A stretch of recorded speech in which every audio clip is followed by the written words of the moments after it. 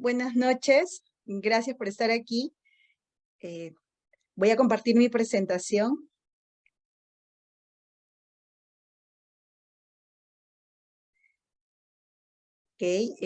No sé si algunos ya me conocen. Mi nombre es Erika Medina, químico farmacéutica. Trabajo en el Hospital Santa Rosa desde hace más de 10 años en la unidad de soporte metabólico y nutricional. ¿Cómo están? Hola, ¿cómo estás, Cecilia? ¿Qué tal? Hay algunos estudiantes. ¿Qué tal? ¿Qué tal, licenciadas? Ese es un tema, bueno, que ya lo hemos visto bastante también en la especialidad. Y en realidad me parece un tema bastante interesante. El tema es interacción de medicamentos con la nutrición enteral. Y siempre cada vez que me invitan a dar este tipo de ponencias, nosotros que trabajamos en el ambiente hospitalario, yo siempre pregunto, ¿estamos nosotros atentos a la interacción de los medicamentos con los nutrientes enterales o parenterales? Generalmente creo que lo más conocido es la interacción fármaco-fármaco, creo que es donde la mayoría estamos más familiarizados, ¿no? Yo como químico farmacéutica, sobre todo tenemos bastante hincapié en ello, inclusive a nivel nacional existen formatos, hay especialidades, también tenemos la farmacovigilancia. Pero, ¿qué pasa con los nutrientes enterales? Cuando en los hospitales, especialmente en las UCIs, como hemos visto, y lo hemos visto especialmente en la pandemia, de pronto en el hospital, por ejemplo, teníamos 5 camitas de pacientes en cuidados intensivos y luego pues pasaron a 20 y pasaron, buenas noches María, y luego pasaron a 20 pacientitos y la mayoría de los pacientes en UCI, especialmente en UCI COVID, eran pacientes en ventilación mecánica y que tenían y que estaban recibiendo alimentación a través de una sonda de alimentación, ¿no? Valga la redundancia, no estaban a través de una sonda enteral que podía llegar al estómago, que podía llegar a ayuno. Algunos estaban recibiendo nutrición mixta, que era nutrición parenteral con nutrición enteral. El tema específicamente de hoy es la nutrición enteral, este tipo de interacción, pero ¿qué consideraciones hay que tener? ¿Qué características debe tener los nutrientes? ¿Qué pasa con los pacientes también? ¿Tiene algo que ver este tipo de interacciones en estos aspectos que les estoy mencionando? Pues vamos a ver en el transcurso de estos minutos que voy a compartir con ustedes, de esta hora que voy a compartir con ustedes, que sí, es importante, especialmente como nutricionistas, ¿no? Yo conozco a muchos nutricionistas en el camino que he recorrido en el soporte nutricional, he tenido la oportunidad de conocer a muchos en realidad y que conocen demasiado. Entonces, ustedes en su camino van a ver esto, no van a ver que es importante no solamente conocer el medicamento, sino también que es importante conocer el tipo de nutriente que estamos usando en este momento. Y no me refiero netamente a los aportes calóricos y proteicos, que es lo que usualmente nosotros vemos, sino también a las características farmacéuticas de estos productos, porque no solamente estamos hablando de nutrientes, sino adicionarle la palabra fármaco, nutriente. Entonces tienen características interesantes que pueden incidir en la producción, si podemos decirlo de esta manera, o que se produzcan interacciones fármaco-nutrientes. Entonces, esto tenemos que tenerlo en cuenta. Las características de los pacientes también. Buenas noches Alimbia, buenas noches Erika. Las características de los pacientes, especialmente en los pacientes renales o los pacientitos que tienen enfermedad hepática, ¿qué sucede en la farmacocinética? En la farmacocinética de los medicamentos, ¿no? De verdad sí tiene una incidencia. ¿Qué tal? Hola, Magalía. Muy bien, entonces vamos a continuar. En realidad este es un tema que a mí me apasiona bastante y que todavía me parece que no es algo que nosotros no estamos poniéndole mucha atención. Para comentarles, por ejemplo, aquí en el Perú sí se han hecho algunos estudios de interacciones fármaco-nutriente enteral. Uno se hizo, 2 se han hecho en el Rebagliati. Luego no hay mucha información, pero sí hay información a nivel internacional. Sin embargo, todavía esto no tiene mucha incidencia porque creo que es difícil detectar una interacción fármaco-nutriente, especialmente a nivel enteral, porque son tantas las causas de este tipo de inconvenientes que pueden tener los pacientes, como la obstrucción de las ondas. O sea, no solamente es por la interacción fármaco-nutriente, sino pueden haber otro tipo de mecanismos que pueden ocurrir. Entonces, yo creo que es un poco difícil detectarlo, pero para eso, bueno, es importante y siempre incido en ello en la monitorización.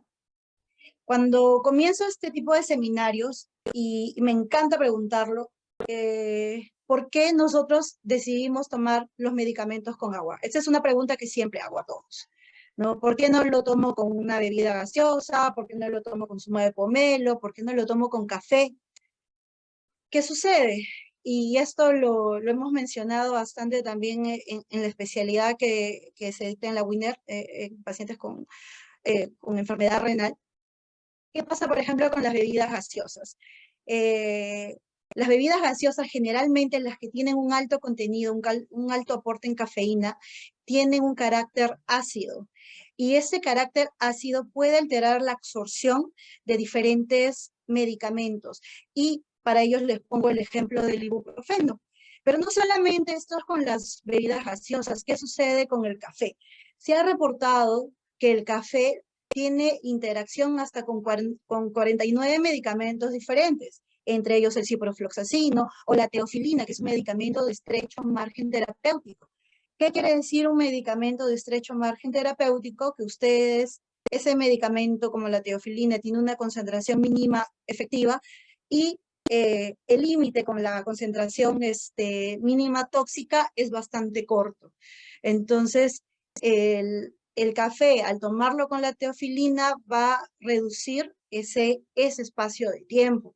Entonces, sí es importante, en realidad, tener en consideración este tipo de interacciones.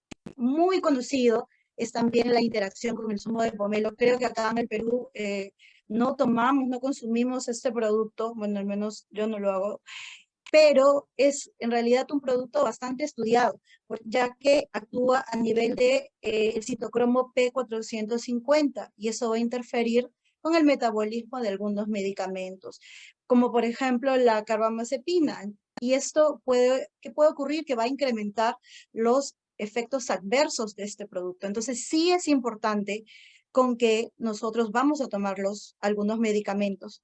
Acá nos dice Milagros. El motivo es que el agua no altera ni interfiere a las propiedades del medicamento, ni tampoco genera alteraciones o reacciones peligrosas. Perfecto, Milagros. Exactamente. Entonces, a veces sí, por desconocimiento, podemos consumir los medicamentos con cualquier otra bebida que no sea el agua. Pero, ¿por qué pongo este ejemplo? ¿Qué sucede cuando nosotros tenemos un paciente que se va a alimentar a través de una sonda de alimentación? Si lo comparamos a través de la vía oral, podríamos decir que el mecanismo es bastante parecido, solamente que obviamos el paso por la boca y el medicamento va directamente hacia el estómago o hacia el yeyuno. Pero para ese paso, muchas veces nosotros en la práctica, si es un medicamento de naturaleza sólida, en los hospitales se va a proceder a la trituración del medicamento. Entonces, como vamos a ver más adelante, debemos de considerar las características farmacéuticas de ese medicamento y verificar si es que se puede o no se puede triturar. En realidad es algo tan sencillo, pero que si nosotros no lo aplicamos o lo aplicamos mal, puede tener una incidencia en el efecto que nosotros estamos buscando en el paciente. A ver. Carla nos pregunta, en el caso de los jarabes, ¿el tomar con abundante agua afecta el cambio de dilución? Te diría, Carla, que habría que revisar la ficha técnica del producto. Si tenemos un jarabe, bueno, está diseñado para que tú no lo diluyas con agua. De repente, salvo que sea demasiado dulce o de repente como algún antibiótico que tenga un sabor un poco desagradable, entonces sí, en este caso sí sugiere la ficha técnica que dependiendo del medicamento que lo podrías de repente combinar con un poquito de gelatina, ¿no? Para poder pasar el sabor. En ese caso, no, dependiendo del tipo de antibiótico no habría problema, por eso es que les sugiero que lean siempre las fichas técnicas. No podemos decir que cada producto, bueno, va a ser las indicaciones igual, pero ya que mencionas los jarabes, vamos a ver más adelante ejemplos en relación a la osmolaridad y a la viscosidad, y cómo algunos de estas soluciones o suspensiones pueden tener osmolaridades muy altas o viscosidades muy altas, que nos ayudaría mucho, sí, diluirlo con un poquito de agua. Sí. Vamos a continuar. Y aquí algunos datos, la incidencia de interacciones farmacológicas, y ese es de un estudio del 2019, ¿no? ¿Qué nos mencionaba en este estudio? Que si nuestro pacientito está consumiendo hasta 6 medicamentos, tenemos una incidencia de interacciones farmacológicas del 3 al 5%. Sin embargo, si consume 10 medicamentos, esta incidencia incrementa hasta el 20%, y si hablamos de pacientes que consumen de 20 a 25 medicamentos, esta incidencia va a incrementar hasta un 45%. Y por ejemplo, ¿qué hemos visto en nuestros pacientes hospitalizados, nuestros pacientes que pueden estar en ventilación mecánica? ¿Qué hemos visto en relación a ellos? Que consumen gran cantidad de medicamentos. Durante la pandemia, en promedio, podían recibir hasta 14 o 15 medicamentos por día, ¿no? Y eso lo vemos en nuestros pacientes de UCI. Entonces, sí es un dato importante. Nos pregunta Giselle Patricio Hurtado si mates o hierbas aromáticas también alteran la absorción. Tendríamos que revisar más estudios, particularmente yo sugiero que en lo posible todo sea con agua para evitar cualquier tipo de interacción. Tomemos el medicamento. Y también es importante que sea con la cantidad adecuada, no 100 mililitros de repente es muy poquito, sino con un vaso como lo indican en la ficha técnica.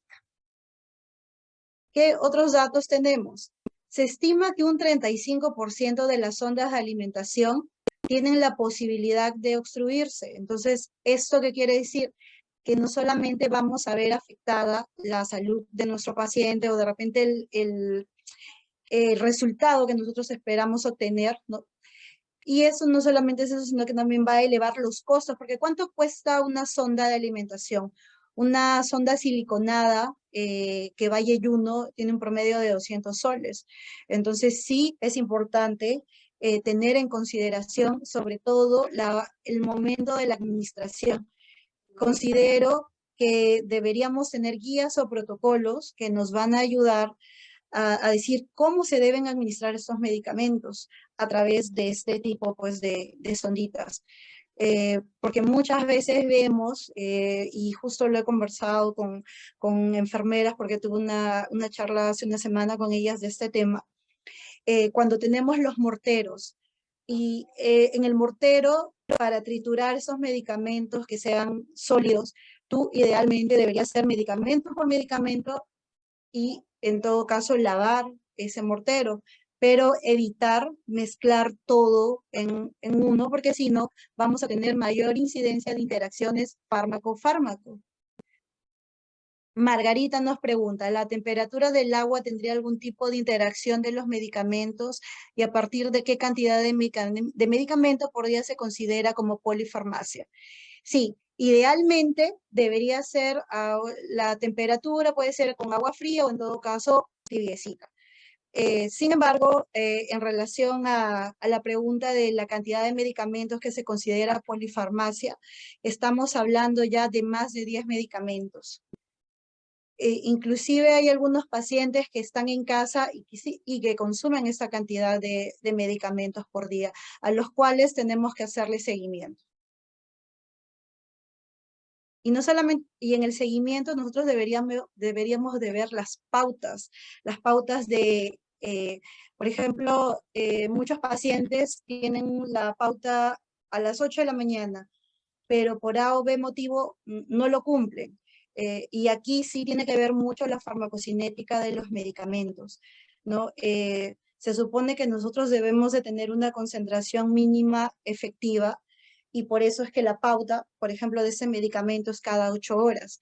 Sin embargo, si nosotros nos pasamos de repente, a veces la ficha técnica te dice que si tú te olvidas de tomar un medicamento, de repente puedes pasar, esperar un tiempo de 1 a 2 horas, o en todo caso, si ya está muy cercano, ya esperar a la siguiente toma, no duplicando el medicamento, sino ya pasar a la siguiente toma. Por eso es importante las fichas técnicas y también cuando tenemos pacientes que están con una polifarmacia, que están recibiendo gran cantidad de medicamentos, entonces, como vamos a ver más adelante, evaluar no solamente las interacciones fármaco-fármaco, sino también evaluar la posibilidad de que esos medicamentos pueden alterar, por ejemplo, el gusto, o sea, pueden tener un efecto, una incidencia en el estado nutricional de nuestro paciente, ¿no? Como, por ejemplo, lo veíamos también durante la pandemia que que se consumieron diferentes tipos de medicamentos, especialmente al inicio,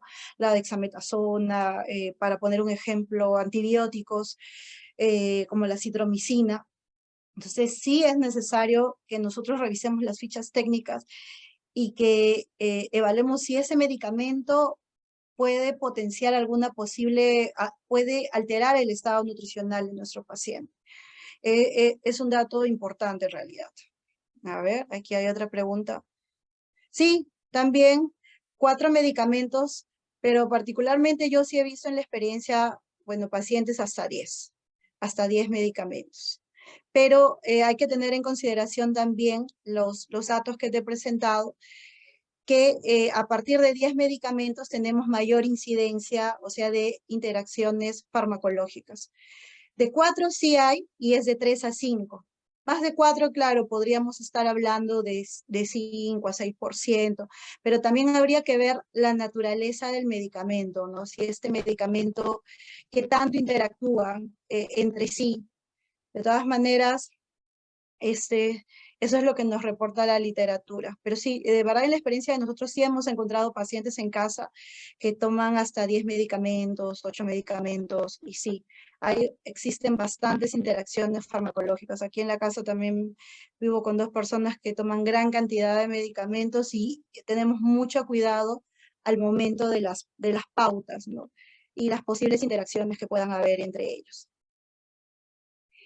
A ver, este es un ejemplo que me gusta dar y es de una vez en un día escogimos, bueno, eran todos los pacientes de UCI que teníamos en ese día y tenían, a ver, acá tenemos 9 pacientes cuyas edades, pues aquí como ven, 64 años, 46 años, 52 años, 46, o sea, jóvenes, pero también se puede decir adultos mayores.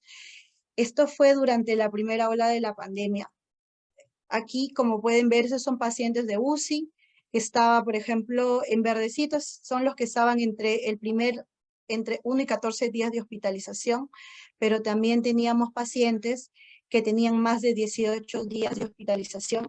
Entonces, contra más días de hospitalización tenga este paciente, mayor incidencia de interacciones farmacológicas o también mayor incidencia de interacciones farmaconutriente pueden ocurrir. Y en relación a los productos que estaba recibiendo el paciente y en relación también a la pregunta, podemos considerar, miren, este paciente, el primero estaba recibiendo 14 medicamentos, 13 medicamentos, miren acá, 18 medicamentos, 17 medicamentos diferentes. No todos, lógicamente, pasaban por sonda, muchos de ellos pasaban a través de una vía endovenosa, pero teníamos medicamentos como el paracetamol en tabletas o en algunos casos acitromicina o de repente clonazepam o alguno de esos productos que sí se tenían que triturar y pasar a través de una sonda de alimentación. En relación al índice de masa corporal, en ese momento en los pacientes, teníamos pacientes que tenían un índice de masa corporal dentro de los valores normales, si se puede decir así, pero también teníamos pacientitos que tenían un índice de masa corporal mayor a 30, ¿no? Por ejemplo, ese acá ya es obesidad pues mórbida con 39.5. ¿Y por qué lo coloco? Porque también el estado nutricional del paciente en ese momento también es bastante importante. Tenemos que tener en consideración no solamente las edades, ¿no? Sino también si tenemos un paciente desnutrido, también va a alterar la absorción de los medicamentos, pero si también tenemos pacientes obesos, también va a haber una alteración en la absorción, en la farmacocinética de los medicamentos. Entonces sí son datos que nosotros debíamos de tener en cuenta en ese momento. A ver, aquí hay otra pregunta. Hay pacientes con polifarmacia, también incluyen dentro de su medicación vitaminas lipo e hidrosolubles. Sí, y por ejemplo, si estamos hablando de las vitaminas, si es por vía oral, pues ya las vitaminas ya vienen juntas. En la parte de nutrición parenteral, si te refieres también a esa pregunta, las vitaminas también vienen hidro y liposolubles en una sola presentación y hay una presentación donde también solamente son hidrosolubles. Pero sí, si el paciente está recibiendo, aparte de ello, aparte de sus medicamentos, está recibiendo vitaminas, entonces sí deberíamos tener en consideración, especialmente si son pacientes que están recibiendo warfarina, y este complejo vitamínico pueda tener pues vitamina K. Entonces sí son datos interesantes en realidad en la monitorización, ¿no? Como ya hemos visto, hasta 4 medicamentos es de 3 a 5% de incidencia de interacciones y 10 es muchísimo más, hasta 20%.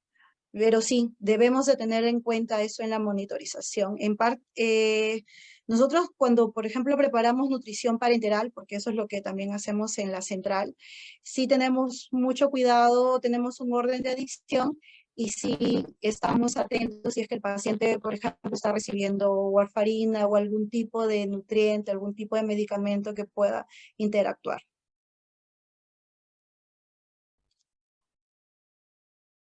Gracias, gracias Magalia. ¿Qué pasó este día? Ese día que hicimos ese corte, ¿qué medicamentos encontramos que se administraron a través de las ondas de alimentación? Miren, el paracetamol, la atorvastatina, la risperidona, el ácido acetil salicílico también que se usó mucho durante la pandemia, la acitromicina, nifedipino, captopril y fenitoína. Entonces, miren, en solamente 9 pacientes, y miren la cantidad de medicamentos que estaba recibiendo entre medicamentos endovenosos y también una lista importante de medicamentos que se administraban a través de la sondita de alimentación, ¿no? A veces, por ejemplo, teníamos pacientes que solo recibían paracetamol, a veces recibían 2 o 3 productos sólidos a través de una sonda de alimentación. Entonces, les pongo el ejemplo porque ese día me pareció interesante porque planteábamos la elaboración de un protocolo, de una guía de administración de fármacos. Bueno, hasta ahora no lo hemos podido trabajar porque es un trabajo interdisciplinario, pero es para que ustedes vean en un paciente hospitalizado la cantidad de medicamentos que puede recibir y también que sí, a través de la sonda se van a administrar medicamentos pues, de naturaleza sólida, donde no solamente vamos a ver la farmacocinética, sino también debemos de tener en consideración la naturaleza del medicamento. Por ejemplo, si es de cubierta entérica, si es de liberación prolongada, por ejemplo, en relación al nifedipino, es un medicamento de liberación prolongada, el cual si nosotros trituramos, ¿no? Este producto vamos a perder la efectividad porque muchas veces este producto, al ser de liberación prolongada, está diseñado para mantener una concentración mínima eficaz estipulada y nosotros al triturarlo, entonces vamos a perder este efecto, ¿no? O el paracetamol, que nosotros al pasarlo a través de una sonda puede afectar la absorción de este paracetamol. Ojo, si es que hay interacción entre el fármaco y el nutriente. Por eso es importante la permeabilización de las ondas de alimentación. Y es importante trabajar también con enfermería y que este proceso se siga. Hay pautas y hay horarios de administración de estos medicamentos, pero la fase de permeabilización de la sonda es un punto crítico, porque ustedes imaginan, no se permeabiliza la sonda, pasa el medicamento y después vamos pasando otro y vamos pasando otro, entonces es por eso que muchas de estas sondas se pueden obstruir. Entonces, es un punto crítico el trabajar mucho con el personal de enfermería para que en realidad se efectivice eso, no solamente en la trituración, viendo si es posible o no es posible, sino también en la permeabilización de esta sondita, ¿no? Tener los cuidados respectivos. En realidad eso sí fue algo interesante, aunque en la UCI del hospital sí permeabilizan las sondas. Sin embargo, sí hemos tenido casos donde se han obstruido. Especialmente cuando el personal, pues era un personal nuevo, ¿no? Entonces sí había bastante que capacitar. Las relaciones o la interacción entre el fármaco nutriente enteral es bidireccional, ¿no? Los nutrientes pueden afectar en diferente grado la farmacocinética y la farmacodinámica de los medicamentos, y los medicamentos pueden causar un impacto sobre el estado nutricional o modificar la utilización normal de los nutrientes. Como les mencionaba, esto puede ser bidireccional y para ello debemos de conocer ciertas características. Este tipo de interacciones puede ser cuando nosotros consumimos alimentos por vía oral, por vía parenteral o por vía enteral. Va a haber modificación del efecto que nosotros esperamos, que puede ser, como les mencionaba, bidireccional, sí, puede haber una disminución del efecto, un incremento del mismo, o podemos observar mayor incidencia de eventos adversos, tal como los mencionábamos con los medicamentos de estrecho margen terapéutico. En relación a la historia, si bien es cierto lo que es la alimentación en la nutrición, o sea, relacionada a través de una vía enteral, creo que ya se intentaba desde hace muchísimos años, ¿no? Desde los egipcios, pero lógicamente no se hacía con la tecnología o con todos los insumos que tenemos ahora. Si hablamos de interacción fármaco-nutriente, 1927, Burroughs y Farth, ellos descubrieron que los aceites minerales utilizados como laxantes podían reducir la absorción de vitaminas. En 1939, Curtis y Balmer confirman que el aceite mineral va a disminuir la absorción de estos productos. Y, por ejemplo, miren, desde 1939 hasta 1963, miren cuántos años han pasado, Blackwell nos habla de las crisis hipertensivas graves por interacción entre los inhibidores de la monoaminoxidasa y las aminas biógenas. Y esto es en realidad interesante y es algo que hasta ahora sigue siendo estudiado y que ustedes van a encontrar mucha información en el internet, ¿no? Y es increíble, ¿no? Cómo esos inhibidores, por ejemplo, los inhibidores de la monoaminoxidasa son medicamentos que se utilizan para tratar la depresión. Pero ¿qué pasa? Esos inhibidores de la monoaminoxidasa específicamente, también ayuda a controlar la hipertensión arterial.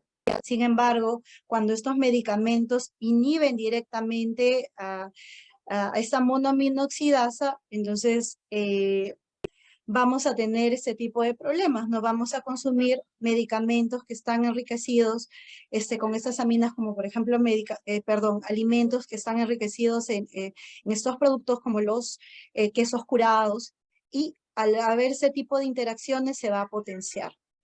Entonces, aquí es tan importante la labor del nutricionista, por ejemplo, en este caso, si ustedes tienen algún tipo de pacientes que consumen ese tipo de medicamentos para la depresión, entonces realizar una lista con los productos que se pueden o no se pueden consumir. Entonces, sí es importante. A partir del año 2000 es donde se empiezan a publicar más artículos relacionados y de verdad que sí, en América Latina En Brasil específicamente existen diferentes estudios, eh, luego también en Europa, y ustedes van a encontrar en PubMed en realidad una gran cantidad. Pero creo que sí todavía falta porque también qué tanto este tipo de interacciones entre los fármacos y nutrientes, por ejemplo, si hablamos de salud pública y los gastos, qué tanto efecto tienen. Nosotros sabemos que en nuestros pacientes sí, pero habría que verificar o habría que tener más información del impacto que se puede tener también en la salud pública, a pesar de que es difícil detectarlos, para nosotros poder, no sé, hacer mayor seguimiento. Yo creo que es importante eso y también realizar los protocolos, ¿no? Y como he insistido bastante, es muy difícil a veces identificar este tipo de interacciones a nivel hospitalario, porque siempre menciono, tenemos pacientes, y en la COVID, por ejemplo, tenemos pacientes que están haciendo diarreas y a veces estas diarreas pueden ser por la misma patología, ¿no? Es un síntoma de COVID también. Y sin embargo, lo primero que hacían era suspendían la fórmula enteral, pero también, ¿por qué no hablar de interacciones entre fármacos y nutrientes? Entonces, es difícil, pero yo creo que con la práctica podemos detectarlo y también poder cuantificarlo, ¿no? Y qué tanto incidencia tienen, ¿no? Ahí les dejo la tarea y la tarea también es para nosotros, ¿no? Como químicos farmacéuticos. A ver, a ver. Ok, seguimos. Y en realidad eso me parece interesante, pero siempre menciono, ¿no? ¿Qué tanto impacto tiene en la salud pública? Yo creo que aquí hay un campo bastante interesante para ustedes. Les comento que los estudios que se han hecho en el Rebagliati de interacción fármaco-nutriente, uno lo hicieron dos nutricionistas, dos licenciadas en nutrición, y uno sí fue realizado por químicos farmacéuticos. Entonces sí, en realidad me pareció interesante, sino que ellas lo realizaron no con nutrición enteral, sino con pacientitos que se alimentaban por vía oral, ¿no? Y en ese estudio, ellas detectaron que el mayor medicamento que consumían nuestros pacientes era pues el paracetamol y las posibles interacciones. Me pareció bastante interesante en realidad. Acá tienen ustedes un campo de acción también.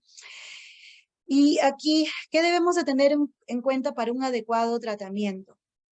Eh, como decían, como nos dicen nuestras abuelitas, enfermo que come no muere. Entonces, no solamente es importante la administración de estos productos, no de estos medicamentos, sino también una adecuada nutrición. Si nosotros tenemos esta dupla, entonces sí vamos a tener un tratamiento exitoso para nuestros pacientes. Y acá incido bastante porque en muchos de los hospitales nos dedicamos a comprar el medicamento o tener los análisis de laboratorio, que es importantísimo, pero si esto no va de la mano con un adecuado tratamiento nutricional, entonces no vamos a tener los efectos que buscamos, pero siempre estando al tanto de estas posibles interacciones que pueden ocurrir, ¿no? Entre fármacos y nutrientes. ¿Qué consideraciones debemos de tener? Y lo hemos mencionado que es habitual que en nuestros hospitales se suceda la administración de fármacos a través de sondas de alimentación, no solamente en la UCI, sino también en los servicios como medicina, cirugía, pacientes postrados crónicos que a veces reciben de 7 u 8 medicamentos con una potencial interacción entre fármaco y fármaco nutriente. Esto nos plantea un problema grande, como lo hemos mencionado, que va desde la obstrucción de las ondas hasta problemas a nivel gastrointestinal, como diarreas, distensión abdominal y vómitos, ¿no? Para mencionar algunos de los mismos. Es un reto en realidad.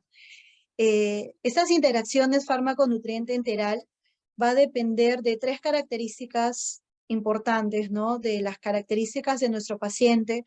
Si es un paciente desnutrido, como lo mencionaba, la desnutrición va a alterar la absorción de los medicamentos.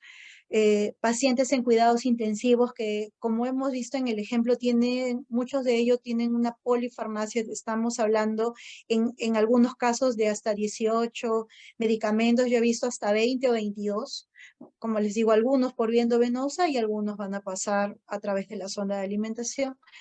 Pacientes obesos, la obesidad también, al tener estos pacientitos mayor cantidad de masa grasa, si podríamos decirlo de esa manera, puede haber una alteración en la absorción de algunos medicamentos, especialmente de naturaleza lipofílica. Entonces sí es importante también en relación al metabolismo que pueda ocurrir, la edad. Por ejemplo, tenemos que pacientitos, los prematuros, pueden metabolizar muchísimo más rápido algunos medicamentos o, por ejemplo, pacientes pediátricos, si ponemos el ejemplo, un producto que se llama Propofol, que hemos usado mucho en la sedación de nuestros pacientes de UCI. Entonces, un pacientito pediátrico puede metabolizar muchísimo más rápido ese medicamento. Sin embargo, los pacientes adultos mayores tienen un metabolismo un poco más lento. Entonces, en la misma ficha técnica del producto te dice que tienes que monitorizar y evaluar la posible reducción en la dosis. Entonces, sí es importante. Las comorbilidades, como por ejemplo pacientes con enfermedad renal o pacientes con enfermedad hepática.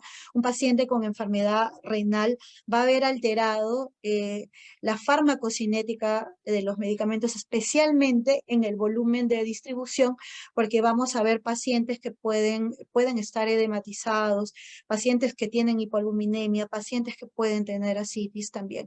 Entonces esto va a haber alterado el volumen de distribución del fármaco, sin mencionar lógicamente que la excreción se va a ver alterada, ¿no? Entonces debemos tener en cuenta mucho la filtración glomerular, y también las dosis, ¿no? de los cómo es el manejo y también tener en cuenta que existen medicamentos de naturaleza nefrotóxica. Y pacientes con enfermedad hepática definitivamente pues se va a ver alterado el metabolismo cuando más del 90% de los medicamentos se metabolizan a través del hígado. Entonces, imagínense pacientes, y eso sí lo he visto bastante en la UCI, que tienen enfermedad hepática, que tienen enfermedad renal, pacientes que están desnutridos. Entonces, es un reto manejarlo no solamente nutricionalmente, sino también en relación a la absorción o toda la farmacocinética de los medicamentos. Entonces, es un reto en realidad. La polifarmacia, que lo hemos mencionado bastante. Las características del fármaco, ¿no? La farmacocinética, la farmacodinamia, la unión a proteínas, ¿no? Ya que estábamos mencionando la hipoalbuminemia, donde vamos a recordar que el medicamento que ejerce, la fracción que ejerce el efecto, ¿no? Es la fracción libre, más no la que está unido a proteínas. Entonces, si tenemos un medicamento que tiene una alta unión a proteínas, no sé si me ocurre 80%, pero si este paciente tiene hipoalbuminemia, entonces no va a estar unido a proteínas, entonces vamos a tener mayor concentración del fármaco en sangre y esto, ¿qué va a suceder? Va a suceder que podemos tener mayor incidencia de efectos adversos y sobre todo debemos de tener mucho cuidado con medicamentos de estrecho margen terapéutico. La forma farmacéutica, como lo vamos a ver más adelante y también les he mencionado, ¿qué se puede triturar si es de forma farmacéutica sólida y qué no? Y si tenemos jarabes o si tenemos medicamentos que son de naturaleza líquida, y aquí sí tenemos una gran cantidad. Tenemos soluciones, tenemos emulsiones, tenemos suspensiones. Entonces, ver si esa forma farmacéutica líquida está bien, la podemos pasar, pero hay características importantes como la osmolaridad y la viscosidad de ese producto que también van a tener una incidencia en la interacción fármaco-nutriente. La vía de administración, ¿no? También, y aquí la característica del nutriente, que es algo que me gusta mencionar bastante. Soy farmacéutica, pero me encanta hablar de las de los nutrientes en relación a las presentaciones, ¿no? Porque al final nosotros elaboramos las especificaciones técnicas, pero sí considero importante tener en cuenta la presentación del producto y la vía de administración, ¿no? Y en la presentación del producto me refiero tal cual si fuera un medicamento, a la osmolaridad y a la viscosidad, porque mayor osmolaridad o mayor viscosidad podríamos tener no solamente mayor incidencia de interacciones, sino también problemas a nivel gastrointestinal, o si el producto es muy viscoso, tener mayor incidencia de obstrucción de sondas. Entonces, sí es importante tener en consideración estas tres características, ¿no? Que si hablamos de los efectos de los fármacos en el estado nutricional, en realidad, nosotros en la universidad tenemos toda una clase de ello. Acá lo voy a mencionar. Tenemos que a nivel gastrointestinal puede haber alteración de la mucosa gástrica, como por ejemplo si es que estamos utilizando antibióticos, alteración del peristaltismo. También a nivel de la cavidad bucal, medicamentos como las penicilinas y las sulfas pueden producir estomatitis, o la acitromicina, que se utilizó demasiado durante la pandemia, disgeusia, que es la alteración del gusto. Entonces, si tenemos alteración de la mucosa gástrica, si tenemos alteración del peristaltismo, si tenemos, por ejemplo, si son pacientes que están consumiendo acitromicina por vía oral, entonces si tenemos alteración del gusto, ¿eso va a afectar el estado nutricional del paciente? Por supuesto que sí. Un paciente que no siente la comida, lo siente con un sabor metalizado, no va a consumir los medicamentos de esa misma, de la manera que usualmente lo hace, si es que se nutría de una manera adecuada. Entonces, los fármacos tienen, o si bien es cierto, los fármacos nos van a producir el efecto deseado que nosotros estamos buscando para tratar la enfermedad, también pueden producir efectos adversos o efectos colaterales que pueden alterar el estado nutricional del paciente, e inclusive también podemos ver alteración en la absorción de algunas vitaminas. Entonces, siempre sugiero en la labor de ustedes como nutricionistas también leer las fichas técnicas de los productos. Existen páginas como la Digemit, por ejemplo, donde existen las fichas técnicas y ustedes pueden tener, pueden acceder a todo este tipo de interacciones que pueden ocurrir o que pueden alterar el estado nutricional del paciente. A ver, aquí hay una pregunta. ¿Pueden afectar directamente la microbiota intestinal? Por ejemplo, tenemos a los antibióticos. Los antibióticos, lógicamente, no es su efecto, lo que ellos están buscando no es alterar la microbiota intestinal, pero al tratar pues la infección, como un efecto colateral, lo van a afectar. Por eso es que en pacientitos que están en UCI especialmente, es lo que nosotros hemos visto, que a veces se produce este tipo de reacciones adversas. Nosotros a veces sí damos medicamentos, ¿no?, que ustedes conocen bastante, para que damos esas ampollitas, y esas ampollitas bebibles para proteger la microbiota para la producción, ¿no?, que sí existen en realidad, pero podría ser un efecto adverso de algunos antibióticos. No en todos los pacientes, pero sí en algunos lo hemos visto. Yo creo que lo que falta es cuantificar, ¿no? Pero en la experiencia de nosotros, sí hemos tenido algunos pacientes. Ahora, los efectos adversos no quiere decir que a todos les dé, pero a algunos pacientes sí lo vamos a ver, ¿no?, que sí pueden afectar. Y también tenemos que tener en cuenta si son pacientes que están desnutridos, sí se va a ver alterada, por ejemplo, las microvellosidades intestinales en relación a la absorción de algunos medicamentos. Y al verse alterada también las microvellosidades intestinales, también podemos tener un sistema inmunológico también un poco alterado. Entonces, sí son datos que debemos de tener en cuenta. Ahora, los efectos de la desnutrición en los fármacos. ¿Qué va a pasar con la desnutrición? O sea, cuando un paciente está desnutrido, ¿qué efecto van a tener en los fármacos? vamos a tener un retraso en el vaciado gástrico y esto puede alterar la absorción de los fármacos.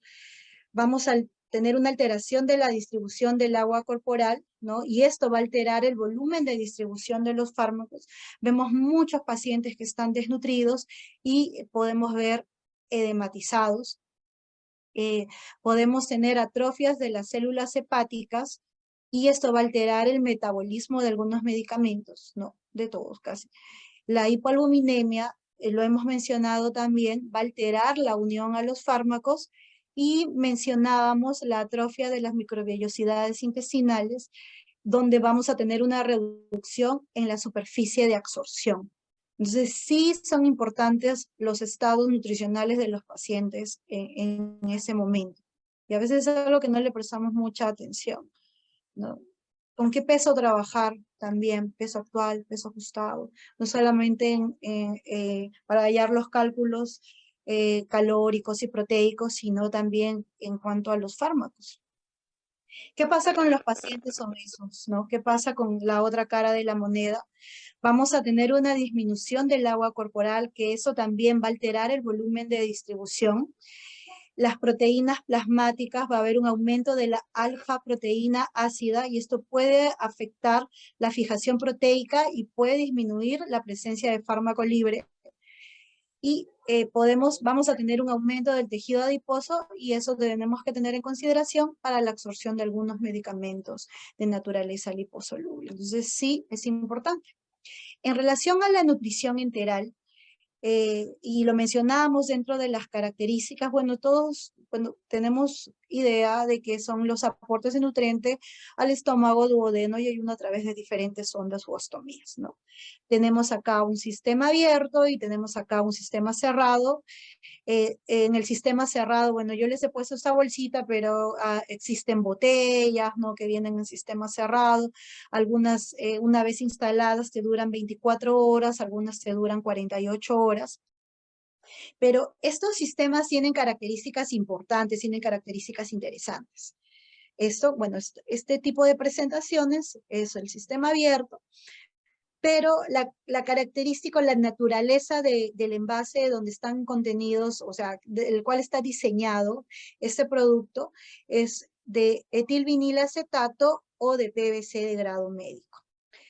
Ahora, estas bolsitas, una vez que nosotros, bueno, las hemos instalado en el hospital, nosotros tenemos como protocolo que cada 4 horas, bueno, si es un producto que es en polvo, entonces se prepara el producto y cada 4 horas se lleva al servicio para su administración, si es ya sea en infusión o sea en bolos. Pero ¿qué características interesantes tiene este tipo de material? Por ejemplo, si es de etilvinilacetato o EVA, o si es de PVC de grado médico, no deben interactuar con algunos nutrientes como las vitaminas, para poner un ejemplo, ¿no? Nosotros en nutrición parenteral también antes teníamos bolsas de PVC, pero no de grado médico, sino solamente era un PVC que liberaba estalatos, sobre todo al unirse con las emulsiones lipídicas y al unirse con las vitaminas. Entonces ya se cambió de material y ahora se utilizan bolsas de etilvinilacetato en nutrición parenteral. Y en nutrición enteral siempre mencionan que es un poco más fácil, pero en realidad para mí no es más fácil. Para mí la nutrición parenteral, por su farmacocinética, nos permite que haya una absorción al 100% de los nutrientes, ¿no? Aunque si bien es cierto es más costoso, y la nutrición enteral es muchísimo más fisiológica, es más fisiológica y eso no hay discusión. Pero la nutrición enteral nos plantea retos interesantes, ¿no? Y también debemos de tener en consideración no solamente las interacciones que ahora es el tema, ¿no? Fármaco-nutriente, pero sino en los puntos críticos que nosotros estamos manejando, ver la naturaleza de los materiales donde se va a administrar estos productos, porque sí tiene una incidencia, ¿no? Ahora, también en mención a ello, estas bolsitas, cabe mencionar que estas bolsitas de etilvinilacetato, PVC de grado médico, son monocapas. Entonces, sí puede haber puede haber el paso de oxígeno a estos productos. Entonces, no solamente están 4 horas para evitar la posible contaminación microbiana que pueda haber, sino también por un tema de estabilidad de los nutrientes. ¿Por qué coloco este ejemplo? Para que ustedes vean que esto va muchísimo más allá, ¿no? Que no solamente es la interacción o es la absorción, es alterar la farmacocinética, sino que también debemos de considerar puntos críticos en relación a los envases donde van contenidos estos nutrientes. Ahora, una vez que están instaladas estas bolsitas, duran 24 horas, ¿no? Tienen una estabilidad de 24 horas y no solamente porque es un sistema cerrado nos permiten menor contaminación, sino también esta presentación protege de la luz los productos y también pues del pase del oxígeno. Entonces sí son datos interesantes, aparte que bueno, los de sistema cerrado permiten un menor trabajo de enfermería. Entonces son datos a tener en cuenta. Como les mencionaba, la nutrición parenteral y la nutrición enteral, ambas son demasiado complejas. Por eso que es interesante que ustedes como nutricionistas, como licenciados en nutrición, conozcan cada producto al detalle, ¿no? Y eso es en realidad lo que yo siempre insisto, ¿no? Y yo como farmacéutica conozco los aspectos farmacéuticos, para la redundancia, pero aquí sí el experto, el que me va a decir qué fórmula usar y qué característica, pues aquí está en el poder de ustedes, ¿no? Y por eso es muy importante el trabajo que ustedes hagan en la parte de consultoría en relación a los productos que vamos a utilizar. Ahora, tenemos esta fórmula, esta es una fórmula estándar, pero también tienen en su composición vitaminas que pueden ser una fuente de interacción fármaco-nutriente. También, por ejemplo, esta es una fórmula polimérica estándar con un aporte proteico estándar, pero si fuera una fórmula hiperproteica, también tendríamos que tener en consideración que fórmulas muy proteicas, de una naturaleza hiperproteica, también pueden tener mayor incidencia de interacción fármaco-nutriente. Ahora, bueno, aquí están las vitaminas. En esta presentación tiene fibra, entonces sí es importante. Ahora, esta es una fórmula, este es un ejemplo de fórmulas poliméricas. Y siempre digo, pueden ser fórmulas poliméricas, pero cada una tiene una naturaleza totalmente diferente. Para mí, según lo que nosotros hemos evaluado, ningún producto es igual. Todos son buenos, pero depende de cómo los utilicemos, ¿no? Tenemos fórmula polimérica para paciente diabético, hipercalórica, hiperproteica, fórmula polimérica para paciente diabético. Aquí esta es líquida y esta es en polvo. Miren, ya la presentación va variando. Fórmula polimérica estándar que es en polvo y estas de acá que son líquidas y esta es una hipercalórica hiperproteica. Si hablamos de viscosidad y osmolaridad, porque en relación a los aportes no voy a incidir mucho en ello, pero si hablamos de viscosidad, miren esto en megapascales tiene una viscosidad de 25 a 45 megapascales. Aquí es 10.17, que es lo que estaba en la ficha técnica, y de aquí a 60-80, lógicamente tiene mayor viscosidad porque tiene un mayor aporte hipercalórico e hiperproteico, ¿no? Ninguna de estas fórmulas yo particularmente las he usado todas y no he tenido ningún problema de obstrucción de las ondas. Sin embargo, sí, alguna vez sí tuvimos que escoger entre fórmulas poliméricas que eran en polvo y una de ellas no presentaba en su ficha técnica la osmolaridad y bueno, tampoco los datos de viscosidad. Entonces, a nosotros al hacer el estudio, se podría decir, del producto, preguntando a otros hospitales, nos dimos cuenta que esta fórmula que también nos estaban ofreciendo y que no tenía la osmolaridad en su composición, obstruía las ondas. Entonces, sí, son datos a tener en cuenta. Ahora, ¿qué sucede con productos enterales de osmolaridades muy altas? Según el ASPEN, idealmente las fórmulas deberían tener una osmolaridad hasta 300 miliosmoles, porque mayor a 300 podemos tener mayor incidencia de problemas a nivel gastrointestinal, ¿no? Pero de verdad particularmente yo he usado todas y sí, al inicio hemos tenido problemas, pero luego como que íbamos incrementando poquito a poco, ¿no? Pero por eso son importantes tener estos datos, ¿no? De osmolaridad para, para nosotros saber cómo vamos a manejarlo. Como les digo, son fórmulas poliméricas, pero miren, esta tiene 671, 270, 489, 390, 220, 385 y las densidades calóricas 1,5, 1, 0,94. ¿No? Sin embargo, ustedes van a encontrar fórmulas, por ejemplo, que vienen en polvo de algunas cadenas de farmacia, no puedo decir cuáles, y es importante que ustedes revisen las densidades calóricas porque a veces a nosotros nos han llevado ese tipo de fórmulas y no las hemos utilizado porque a veces tienen una densidad calórica de 0,5 kilocalorías. Entonces, sí, de repente, en el aspecto farmacéutico, si hablamos de destrucción de sondas, pues lógicamente no podría tener ningún problema viendo la osmolaridad, tendríamos que ver la osmolaridad. Sin embargo, no podríamos llegar al requerimiento del paciente que estamos buscando, ¿no? Viéndolo desde ese punto de vista. A ver, ya, la viscosidad adecuada en los productos enterales, lo que yo encontré en la búsqueda de información es que no deberíamos pasar de 120 a 150. Entonces, aquí sí estamos dentro del rango. Ahora, ojo, en relación a la pregunta, licenciada Olimpia, no todas las fórmulas tienen este dato de viscosidad. No todos, pero casi la mayoría sí tienen datos de osmolaridad. Sí, de verdad que encontrar estos datos me fue bastante difícil. Creo que ya este laboratorio ya no tiene las fichas técnicas de estos datos, pero sí la osmolaridad sí lo van a encontrar.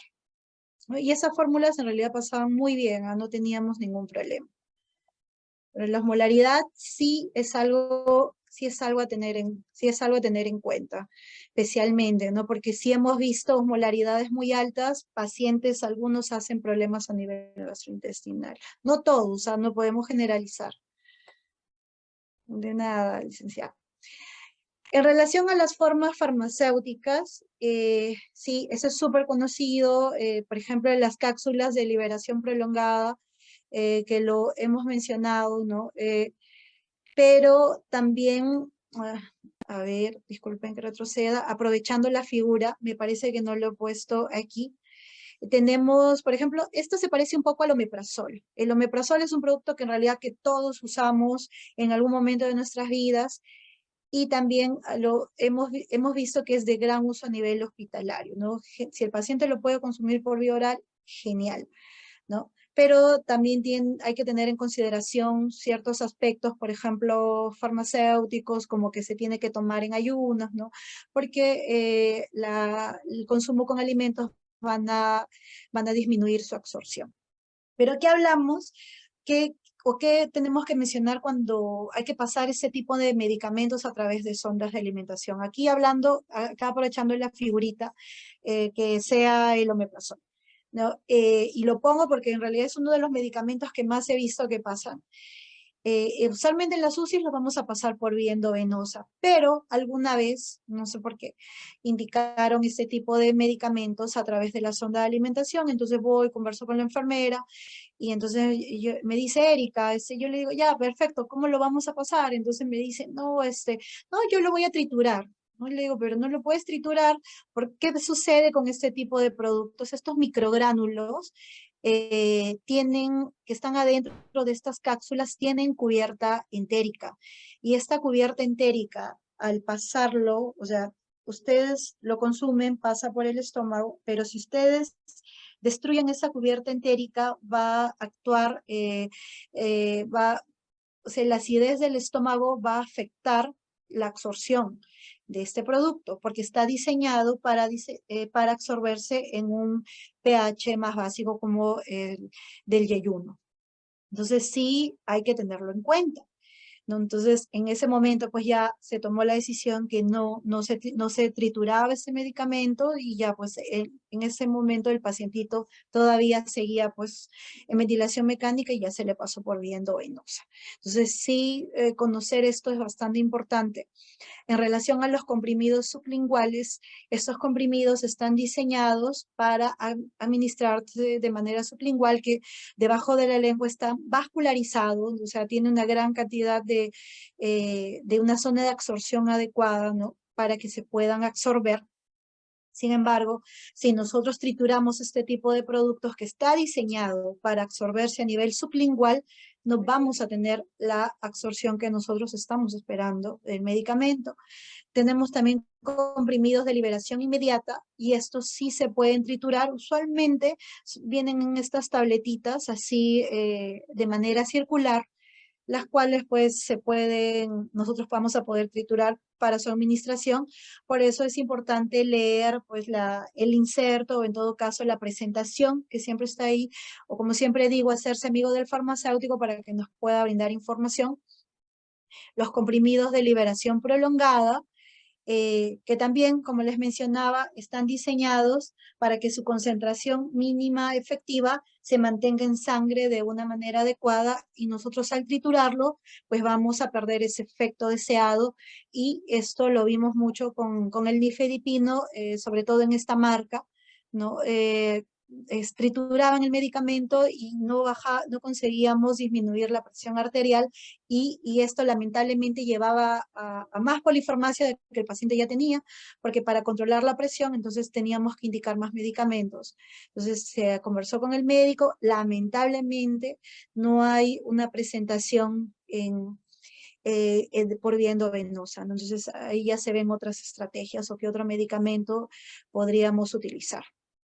Los comprimidos de cubierta entérica también están diseñados para proteger al principio activo de la acidez estomacal y se puedan absorber en yeyuno. Entonces, si nosotros lo trituramos, vamos a perder ese efecto que nosotros estamos buscando.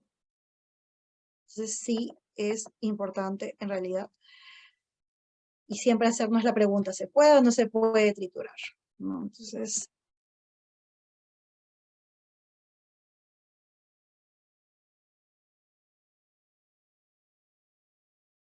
en relación a las formas farmacéuticas líquidas, eh, les mencionaba la osmolaridad y la viscosidad.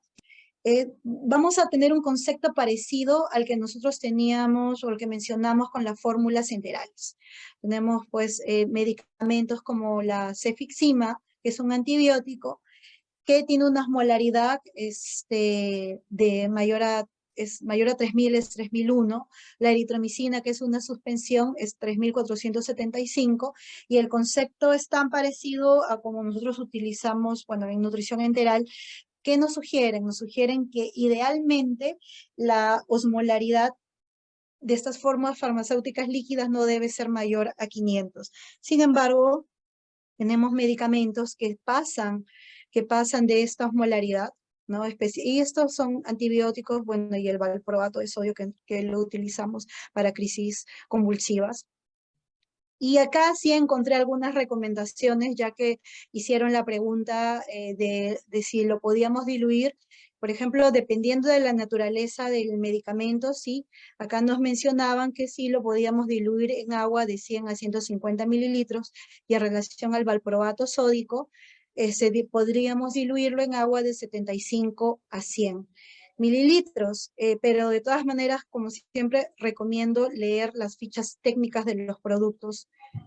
La licenciada Carol Lai nos pregunta si el comprimido de liberación prolongada se puede triturar. No, licenciada, porque nosotros al triturar ese tipo de medicamentos vamos a perder el efecto que nosotros estamos buscando. Como les mencionaba, está diseñado para que cuando nosotros lo consumimos por vía oral, se va a mantener la concentración mínima eficaz de una manera así, de manera lineal, ¿no?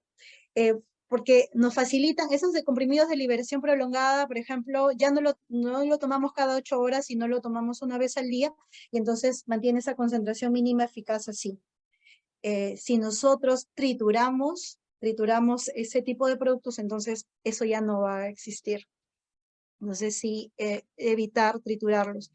En el caso, el licenciado Raúl nos pregunta, el caso de cápsulas de omega 3 de pescado, ¿se puede romper la cápsula y consumirlo directamente? Interesante la pregunta, porque es una cápsula que tiene un líquido, ¿no es cierto? Que es el aceitito. Lo que sugieren, por ejemplo, con este tipo de cápsulas, si es que habría que pasarlo por alguna sonda de alimentación, es que con una jeringuita se puede sacar el contenido, pero particularmente aquí va la expertise, porque ¿para qué hacerlo si nosotros tenemos omega 3, por ejemplo, en forma farmacéutica líquida? Y eso sí lo podemos pasar a través de una sondita. Entonces ya no, porque en realidad sí es bastante laborioso, pero tenemos formas farmacéuticas líquidas que podríamos pasar, si es que hubiera el caso, ¿sí? Y además el aceitito también, sí lo he probado, sí he probado el producto. Entonces sugiero mejor optar por una forma farmacéutica líquida. Gracias por la pregunta, interesante, porque son casos de la vida real que nos pueden suceder.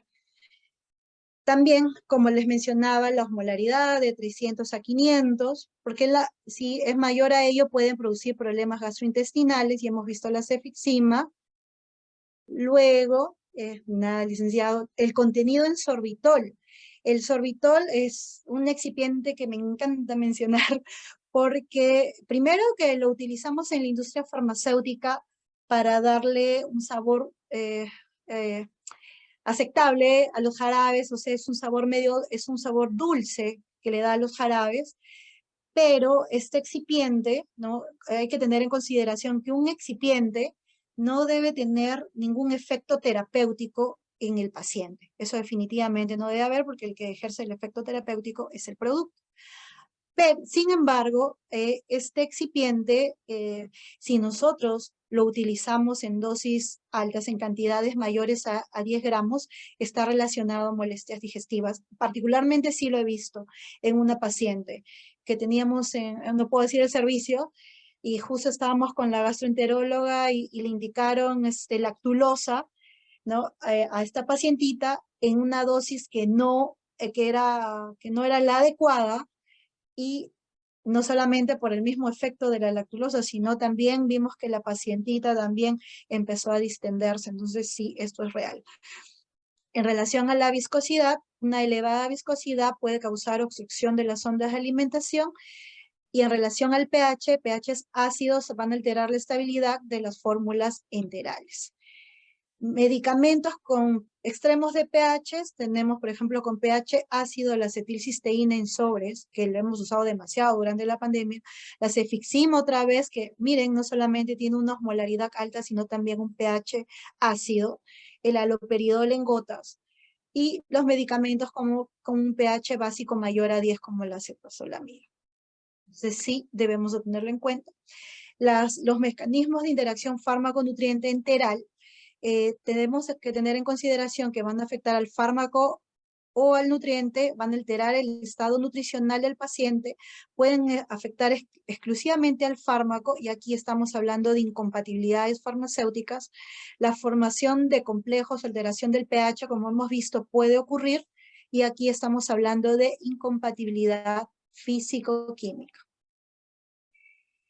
Y ya que hablamos de incompatibilidad físico-química, creo que es lo que más nosotros podemos ver a simple vista, pero les comento, por ejemplo, que en el estudio que se hizo en el Hospital Rebagliati, hicieron mis colegas, ellos detectaron, bueno, como les digo, la palabra fue potencial, potenciales interacciones fármaco-nutriente enteral, no de naturaleza físico-química, sino de naturaleza farmacológica, como lo vamos a ver más adelante, de qué se trata, ¿no? En la incompatibilidad físico-química, vamos a ver cambios en la mezcla, se van a ver formaciones de geles. Tenemos que tener otra vez en cuenta el pH, ¿no? La adición de fármacos con valores de pH extremos, como hemos visto, pueden ocasionarlo.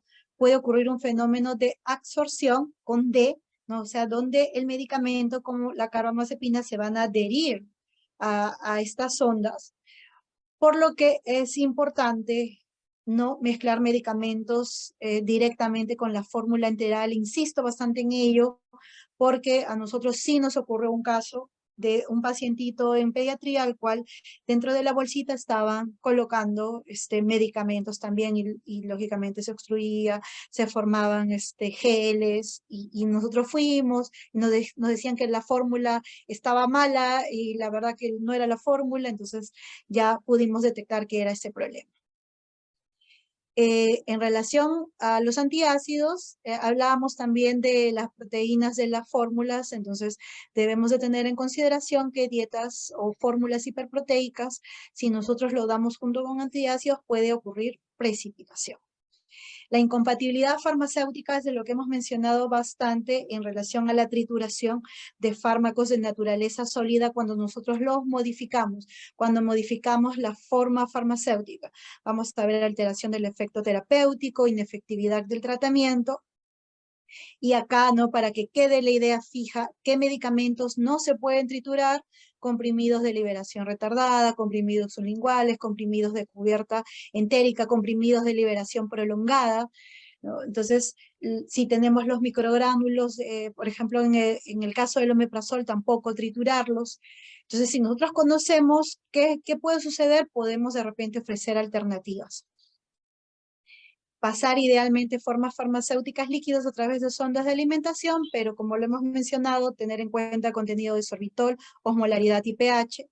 La interacción farmacocinética, bueno, esto sí es bastante conocido en realidad, donde los nutrientes pueden alterar los procesos el ADME de los medicamentos, pero también los medicamentos pueden alterar la cinética de los nutrientes y esto lógicamente puede ver afectada la actividad terapéutica. Pero ya estamos hablando también de ambos, ¿no? Porque es bidireccional. Y aquí, para colocarles algún ejemplo, ¿no? En relación a la fenitoína, recuerdan que al inicio de las PPTs les había puesto que nosotros, uno de los medicamentos que se pasaban ese día a través de la sonda de alimentación fue la fenitoína. Por ejemplo, la fenitoína, si nosotros la pasamos a través con nutrición enteral, por eso es importante la permeabilización de la sonda, va a disminuir su absorción de un 60-70%, ¿no? Y en relación al propanolol, los nutrientes pueden reducir el metabolismo del primer paso, ¿no? Por eso ven qué importante es algo tan simple como permeabilizar las sondas. Y aquí, pues muchísimo más claro, pues lo que hemos hablado, hemos mencionado mucho, que quien va a ejercer la acción del medicamento, pues es el fármaco libre, y va a haber una fracción que va a estar unida a proteínas, ¿no? Que si nosotros no tenemos este tipo de proteínas, como vemos en la mayoría de los pacientes que tienen hipoalbuminemia, entonces vamos a tener mayor cantidad de fármaco libre en plasma y mayor incidencia de efectos adversos. La incompatibilidad fisiológica, y aquí tenemos el ejemplo del sorbitol, en la cual no es generalmente estamos hablando de incompatibilidades a nivel gastrointestinal, pero esto no es producto de algún efecto adverso del principio activo. No tiene nada que ver con el efecto farmacológico o algún efecto adverso del principio activo, sino aquí estamos hablando de los excipientes, por ejemplo, o medicamentos con alta osmolaridad. Entonces, y esto también puede suceder como es en el caso de mi pacientita, ¿no? Que les mencionaba. La interacción farmacodinámica, va a haber cambio en el mecanismo de acción del fármaco, y aquí ya estamos hablando directamente, aquí no hablamos del sistema LACME, sino estamos hablando a nivel de receptores, por ejemplo, ¿no? Y vamos a ver cambios cualitativos en el efecto farmacológico, y acá súper conocido el antagonismo entre la vitamina K y de las fórmulas, de algunas fórmulas nutricionales que creo que casi todas tienen vitamina K, y la warfarina, por ejemplo, que es demasiado conocido.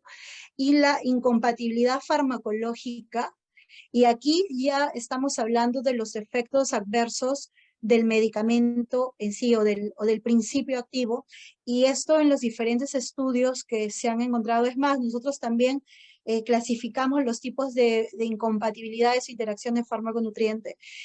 Quien más, las potenciales, o sea, que mayor porcentaje tenía, eran ese tipo de incompatibilidades farmacológicas, ¿no? Y acá debemos de tener en cuenta que ocurren por modificación del fármaco al administrarse con nutrición enteral, y esto puede alterar la tolerancia del paciente a la fórmula que está recibiendo.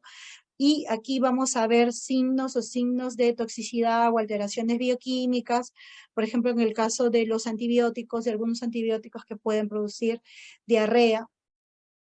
Por ejemplo, los quimioterápicos, algunos como el metrotexate, que puede producir náuseas y vómitos, la fenitoína, que puede producir hiperglicemia, propanolol, que puede producir hipoglicemia. Ahora, como les mencionaba, no en todos los pacientes se van a producir este tipo de efectos, por eso es importante la monitorización. Ahora no necesariamente puede ser por el medicamento, puede ser por las diferentes patologías que pueda tener el paciente o el estado en el que se encuentre. Y aquí ya para que quede más claro el ejemplo, es Captopril, ¿no? Es un medicamento que hemos mencionado bastante en realidad, y si hablamos de su forma farmacéutica, viene en tabletas. Y ahora viene la pregunta, ¿se puede triturar o no se puede triturar? Bueno, generalmente como vienen tabletas sí se puede triturar. Sin embargo, aquí hemos clasificado los tipos de incompatibilidades o de interacciones que pueden ocurrir.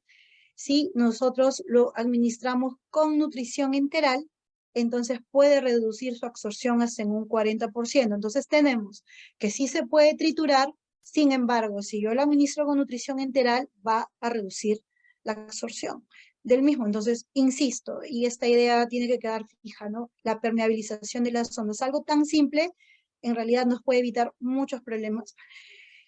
Y en relación a las incompatibilidades farmacológicas, tenemos que puede ocurrir náuseas, vómitos, sequedad de boca, algunos pacientes mencionan algún tipo de tos, que esto puede ser pasajero, pero existen algunos pacientitos que sí, en realidad sí les afecta un poco más en realidad, qué tanto te puede afectar, o qué incidencia de efectos adversos puedas tener, depende mucho del paciente.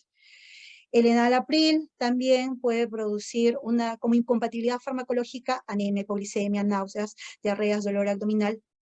Si hablamos de la lactulosa, que lo hemos mencionado bastante, puede generar precipitados. Si hablamos de incompatibilidad físico-química, o sea, que va a producir geles o precipitados, entonces tenemos que la lactulosa con la nutrición enteral puede generar precipitados y reducir la absorción de algunos nutrientes, y aquí ya estamos hablando, y al generar estos precipitados va a reducir la absorción, ¿no? Y acá en la incompatibilidad fisiológica, considerar el contenido en sorbitol. No todos tienen como excipiente el sorbitol, no todos los jarabes, pero habría que considerar, ¿no? Losartán, que es una tableta que sí se puede triturar, sin embargo, como incompatibilidad farmacológica tendríamos que estar atentos a posible hipoglicemia. Y acá ya vamos a terminar. Tenemos el omeprazol, que lo hemos mencionado bastante, que viene en microgránulos, y si nosotros lo trituramos como incompatibilidad farmacéutica, podemos tener que al ser triturado el pH gástrico puede inactivar el medicamento, va a inactivar el medicamento. Y si hablamos de interacción farmacocinética, los nutrientes van a disminuir la absorción del fármaco. Por eso es que no hay que darlo junto con la nutrición enteral. El paracetamol, que es uno de los medicamentos que más utilizamos, a veces para pasar a través de una sonda, si es que no tenemos, existen pacientes a los cuales vamos a dar paracetamol por vía endovenosa, pero muchos de ellos a veces se opta por pasarlo a través de la sonda, ¿no? Triturar las tabletitas. Sí se puede triturar, sin embargo, la velocidad de absorción disminuye cuando se administra con nutrientes, ¿no? Y acá tenemos, por ejemplo, el hidrocloruro de cebelamero, ¿no? Que es un comprimido recubierto, y si lo trituramos tenemos como incompatibilidad farmacéutica. Si lo manipulamos va a modificar la eficacia del medicamento. Tenemos que puede presentar náuseas, vómitos, dispepsias, y como interacción farmacocinética, interferencia con la absorción de vitaminas liposolubles. Entonces aquí ya para terminar, ¿Tenemos que tener consideraciones para la administración de medicamentos por sondas de alimentación? Sí, hemos visto que acciones simples nos van a ayudar muchísimo. No administrar medicamentos directamente a la fórmula, que creo que ya a todos nos quedó claro. No todas las tabletas se pueden triturar, entonces tenemos que leer la ficha técnica o en todo caso la presentación del producto y háganse patas del farmacéutico. Las tabletas con cubierta entérica, sublinguales y de acción prolongada no se pueden triturar. En todo caso, si existe, ver otra vía de administración, si es que esto sucede, o en todo caso ver otro producto que podamos tener el mismo efecto y se pueda triturar. Entonces, podemos tener varios caminos. Como ya aprovechando la pregunta también que nos hicieron del omega, que de repente tenemos en cápsulas, pero también hay otra presentación en forma líquida. Permeabilizar las sondas de alimentación importante antes y después de administrar medicamentos y también tener mucho cuidado con los morteros al momento de triturarlo o en todo caso, y también porque esos productos los diluyen con agua y los pasan a través de una jeringa, entonces en la misma jeringa no pasar pues todos los medicamentos, porque vamos a tener interacciones farmacológicas. Idealmente pasar medicamentos de forma farmacéutica líquida o en todo caso, bueno, si están en UCI generalmente va a ser por vía endovenosa, pero hemos visto que existen medicamentos de los cuales solamente existen formas farmacéuticas sólidas. Como ya saben mis alumnos, me encanta Chayanne. Las conclusiones: las interacciones fármaco-nutriente van a afectar al fármaco y al nutriente. Los fármacos pueden afectar el estado nutricional del paciente. Por eso es importante leer las fichas técnicas, por eso es importante leer los posibles efectos adversos que puedan ocurrir. Y sobre todo en pacientes que tienen polifarmacia, más de 4 medicamentos, 5 medicamentos igual. Pueden tener 4 medicamentos, pero pueden haber posibles potenciales interacciones fármaco-nutriente. Conocer la presentación del nutriente enteral, ya hemos visto la viscosidad y la osmolaridad. No he tocado mucho el tema de los aportes calóricos y proteicos, pero sí tengan en cuenta las fórmulas enriquecidas con proteínas, por eso tienen que tener protocolos y evitar que esos medicamentos pasen junto con el nutriente enteral, o en todo caso, si no hay alternativa, insisto, la permeabilización de las zonas. Implementar guías de administración, que eso idealmente debería haber en todo hospital. En mi hospital, en el Hospital de Santa Rosa no lo tenemos, ¿no? Todavía nos falta trabajarlo, pero ustedes pueden encontrar mucha información en realidad por internet. Hay bastantes guías, inclusive la Federación Latinoamericana de Nutrición Parenteral y Enteral, FELAMPE, tiene guías de administración de fármacos a través de sondas, ¿no? Si desean me dejan su correo, me escriben y se las puedo pasar, pero ustedes la pueden encontrar gratuitamente por internet. Y sobre todo el trabajo en equipo.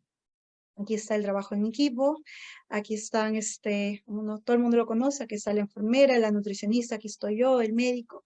Entonces, a veces no es posible el trabajo, a veces no, o sea, yo creo que la comunicación es muy importante para lograr ese éxito, ¿no? El trabajo en equipo, porque no todos sabemos todos, ¿no?